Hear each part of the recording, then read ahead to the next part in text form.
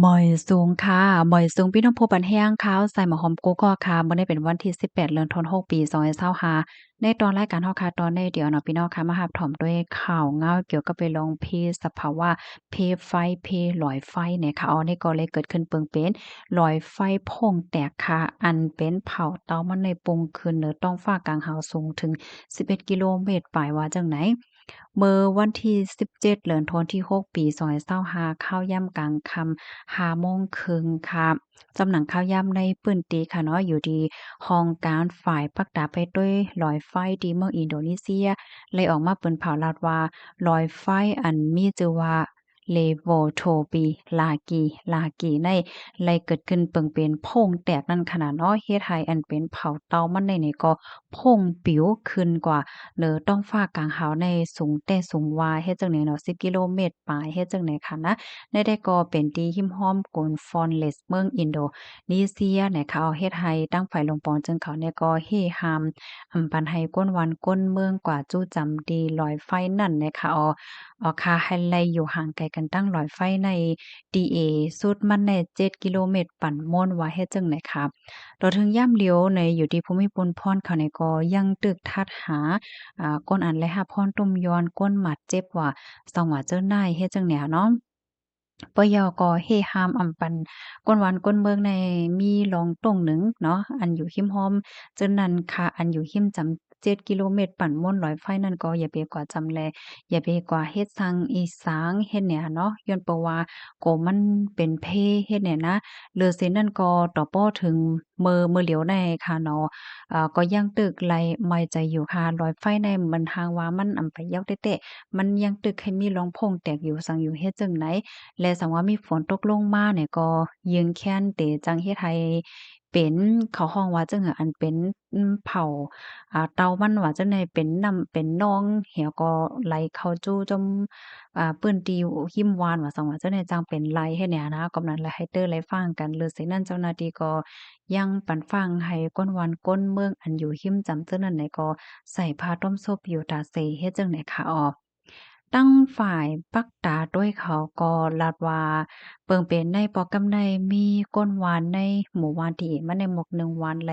เงื่งปลายเฮ็ดจังเนี่ยนะก็เพราะว่าเปิ้นตีๆเขาอยู่นั่นมันไหลรับพรตุ่มย้อนลองแห้งสั่นไหวแลจังไหนป้าแทงลูกก่อนเฮ็ดจังไหนคะออหลอยไฟอันนี้ก็ยังตึกไหลมาใจอยู่เฮ็ดจังเนี่ยมันไปกึดเต๊ะๆ ให้ไหนแลไลออนกันเงื่องก็อยู่ไว้ดีหลอดเพเหย้าเฮ็ดจั่งใดค่ะลอยไฟเลโวโทเปลากีในก็ได้เรียกว่าเป็นหนึ่งในหลอยไฟที่อันใกล้ๆมีลองเปิงเป็นสังวัดอันตรงโตตรงตื่นอยู่เฮ็ดจั่งใดนั่นน่ะเนาะ อันที่มันมีร้องพงแต่ปอกกำลังสุดแต่ก็เป็นเลินโทนที่หาดีโป้นมานั่นน่ะเนาะเมื่อนั้นแต่ก็มีผู้ไล่รับหมัดเจ็บนั้นก็ก้นลูเซงกาคือคณะก้อยกะว่าเปิงเป็นเบอร์อ่อนนานนั่นเมื่อพ้องปีกายอะเนาะเลินทนที่11ปีกายนั่นในมีก้นลูเซงสาใจกว่าเกาก็ยกอเฮ็ดให้ก้นวันหิมห้อมนั่นอ่านโหเฮงไล่ปลาย ไหลเงินก็อยู่ที่ลอดเพค่ะอันเป็นสายการมีตั้งนำตั้งหลายก็ไหลยังเกิดเฮ็ดให้เมื่อปีกายที่ป่นมาค่ะนะลอยไฟอันว่าในมันได้มีลอยไฟหลายเส้นค่ะเนาะลอยไฟอันตึกตรงตึกหางในเขาห้องว่าลอยไฟอันตึกมีใจอยู่เฮ็ดจังเนี้ยนะลอยไฟบางอันก็ตึกมีใจอยู่ใกล้กันนอนรับไว้นอนรับหึงน่ะเป็นโฮปีโฮ10ปีโฮปากปีมันเฮ็ดจังเนี้ยเนาะแล้วก็ลอยไฟบางอันก็เซ็งกว่าเหย้ารับมอยกว่าเหย้าเฮ็ดจังไหนก็มีเฮ็ดไหนเนาะ เพราะว่าเป็นรอยฝ้ายที่อันตึกโต้งโตอยู่ตึกมีใจอยู่แล้วก็อยู่ๆใกล้แตกใกล้หักไหนได้ก็มันก็ที่อำป้อแห้งกาหือเฮ็ดให้น่ะเนาะแห้งแต่แห้งอยู่ด้วยน่ะว่าอำป้อแห้งก้อยก็ว่าบ่เป็นรอยไฟที่นอนมาหัวปากปีมันเหี่ยวก็มาพงแตกแน่แต่ตึกคือแห้งนั้นน่ะเหมือนจั่งรอยไฟลงฟูจิแน่มื้อเหลียวเขาไม่ใจนะเนาะมันมันนอนมาหึงหนาวะหลายปากปีเหย้าเฮ็ดไหนคะอ้อ ในตอนในค่ะได้ย้อนเอาหางในเหบันพี่น้องค่ะเสร็จเลยค่ะได้มาอ่านตั้งหันถึงพี่น้องเฮาหน่อยค่ะเนาะถ่อมกันอยู่ดีเลยต้องตั้งมาเลยค่ะนู่ๆถ่อมต่อป้อยยากูโหค่ะโอ้หลีแต่ค่ะยินจมเหย็นนำค่ะนะคำสาก็ถ่อมต่อป้อยยาวหน่อยค่ะยาวก็มาเทียงค่ะดอกพ้องหน่อยค่ะได้แต่มาว่าย้อนวีซาในเตเตอร์งายฟรีวีซาในทำเตไลมีตีลือโตเฮอหมิน เมี่ยวมันนำไว้ค่ะว่าสังว่าเจ้านายเนี่ยเนาะย้อนวีซ่าในลิตที่สุดค่ะนะคะ อ๋อยินโจมตีปันตั้งหันถึงและปันตั้งไข่ใจมากค่ะเนาะอันแน่ๆค่ะมั่นใจว่ามันปินโพนกันหือกล่อมหัวเนาะค่ะได้แค่ย้อนลัดในโตทบค่ะอินเนาะบ่นั้นเนาะเมืองที่อันเฮาคากว่าโดยที่เฮาคาอำโดย้อนวีสาในค่ะนะอันมันโหลอิหยังเฮมียวค่ะก็เพราะว่ามันเป็นฟรีวีซานั่นค่ะน่ะเนาะเฮาคาเอาพาสปอร์ตให้ก็เฮาก็กว่าแลกำเลียวค่ะเฮาโหลดไลห่างเฮ็ดอิหยังเฮมียวอันนี้เป็นตัวทบค่ะเนาะ ก้อยกะว่าเพราะว่าเฮาคาดดีกว่าเมืองที่อันเฮาคาได้รับยื่นวีซายกตัวอย่างเปิงแตกมันในเฮาก็แอวเมืองแขเนี่ยค่ะแหละเนาะก็ย้อนวีซานั้นแต่ก็มันไหลเอาเจ๊ๆค่ะอ้อเหมือนจังหนังว่าไหวเฮอมีนเฮาค่ะเนาะเฮาได้ออกข้าวยามเฮาได้ออกตั้งข้าวยามมื้อไหลวันที่ไหลเฮ็ดจั่งใดย่อก็ได้กว่าลือดีไหลเนี่ยเฮาค่ะเนี่ยก็ได้เลยมีจื้อย่อก็หมายที่อยู่ที่ลือเศร้าที่อันเฮาคาได้กว่าลือนั่นเฮ ปยก็อันไว้เฮอมีนอันที่เฮาคาได้ลูกเมืองเขตเสก็ปอกมามันก็เฮาได้ออกตีเมืองเขตให้ก็แทงต่างเมืองในเฮาคาและหางเฮียนเจอในตั้งเสียงตั้งโมดอกค่ะกว่ายืนตีลุ่มตางนั่นขนาดเนาะเปิดตาก็ย้อนวีซ่าเฮ็ดจั่งไหนออกค่ะอันใดได้ก็เป็นตัวทบค่ะเนาะ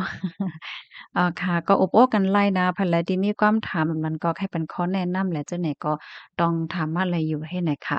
มาแทงกะเนาะแสงแลใจถ่อมได้ยอค่ะอ๋อค่ะไหมซุงกลางวันค่ะฮับถอมค่ะอยู่ตาเสค่ะอ๋อค่ะยินจมกุกก็ดีฮับถอมเหี่ยวก็ดีตรงตักมาในคณะแลใจถ่อมได้ยออ้อแลใจถ่อมอยู่ค่ะเนาะตั้งหูน้ำตั้งหันกวางลียอค่ะเพราะนั้นค่ะก็ได้คัดใจเอามาอบมาโอ้มาอบมาโอ้มใจมาอ่านให้พันปิ้นของเฮาหน่อยค่ะถ่อมต่อป้อสูตรออกค่ะไหมซุงค่ะอยู่ที่เมืองแขไหมซุงค่ะเมืองแขกว่าไรค่ะอ๋อเพราะว่ากว่าเมืองแขได้มันได้มีหลายต่างค่ะเนาะเหมือนจังหนังพี่น้องหมู่เจ๊น้ำค่ำแต่ก็ได้มีไว้เขาฮ้องว่าเปิดกาดเนี่ยค่ะอันในค่ะนะอันที่ไว้ค่ำแลนลิ้นให้ไหนจ่องแม่นค่ะก็กะว่าสังว่าพี่น้องค่ะใครกว่าเมืองแขเนาะกว่ากุฏิกุตั้งว่าสังว่าเจ้าไหนในกว่าตั้งเฮิมหมินในนั้นแต่ก็ย้อนวิสาค่ะอ้อกว่าที่ลุ่มตาง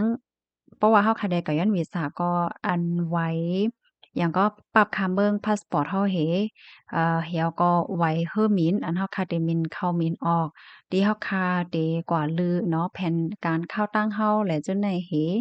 เนาะปยก็มันสิมีฟอร์มค่ะนะเฮาคาเดเลเฮาคาเดเลแต้มค่ะเนาะฟอร์มเขาได้มีฟอร์มปันติในฟอร์มนั้นก็เฮาคาก็แต้มปันจื้อเฮาก็จื้อดีอยู่เฮาคาปื้นโตเก็บเฮาคายอก็ปื้นว่าเฮาขยับออกเข้าตั้งติไหลพองเฮ็ดจังได๋เฮาคาก็ย้อนดีลมตางแขจังได๋ค่ะเอานะ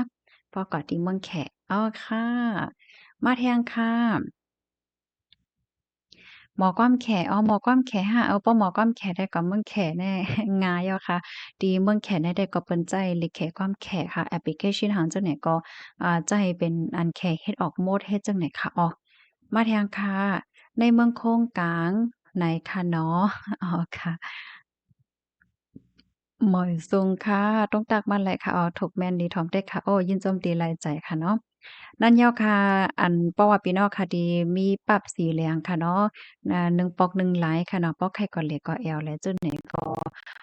ก็หลายค่ะเนาะมันก็ดีคือตั้งยาวนั่นค่ะน่ะก้อยกะว่าตอนตาพี่น้องค่ะที่อยู่ไว้ที่ในเมืองโฮมตุ่มได้ก็มันบางปอกบางไรค่ะเนาะดีที่เมืองเฮานั่นแหละ เปิ้นก็ได้ย้อนหลายสำหลายเปิงเฮ็ดไหนก็มันก็อยู่ที่เปิงปรสีที่อันเบิ่งเฮาตั้งไว้เฮ็ดจั่งเนี้ยนะตัวอย่างเปิงแตงมันสันเจ้าหนังว่าพี่น้องค่ะที่เป็นแห่งการย้านเมืองค่ะเนาะอยู่ไว้ที่ในเมืองไทยเนี่ยมันใจหาพี่น้องค่ะต่อวอดไว้ยาวยามหมดยาว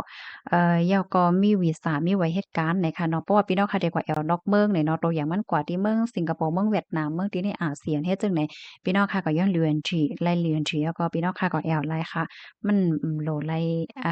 หางเฮียนอีหังอะเนาะมันก็ง่ายลมหนาเฮ็ดจั่งใดค่ะอ้อก้อยก็ว่าเพราะว่าพี่น้องค่ะได้ลูกดีตากงว่าอยู่ลูกดีมันเต้นเลขออกในนั้นแต่ก็มันก็อิงเหนือตั้งฝ่ายผู้ใหญ่ก็ลงที่เมืองเฮาค่ะเนาะบ่มีปนพ่อนเขาในเปิ้นได้ให้โชว์อีหยังพองให้เอาอีหยังมาแหน่พองน่ะเนาะมันจั่งโชว์ money ค่ะ2สิงหาจั่งใดค่ะแหน่น่ะเนาะนั่นแต่ก็อยู่ที่เขาตั้มแทงกำนึงเฮ็ดให้เขาเพราะว่า เอาเปิงมันว่าเป้าเหมือนเจิงพี่น้องค่ะอยู่ลูกดีเมืองกอกให้กว่าไหนได้มันก็บ่รู้ไลโชว์หางเฮ็ดจั่งใดค่ะนะอันนี้ก็ลาดเหนสืบไข่เนกันค่ะเนาะจ้ำหนังที่อันไลหันมาเฮ็ดให้ค่ะสังว่าภรรดีมีโดดโฮบไข่ปันตาหารถึงไข่เพิ่มเทียมเนี่ยก็ยินหลีรับดอนขนาดยินหลียินจมค่ะย้อนให้อยู่หลีกินหวานในรอดเพกันค่ะบ่อยซุงค่ะ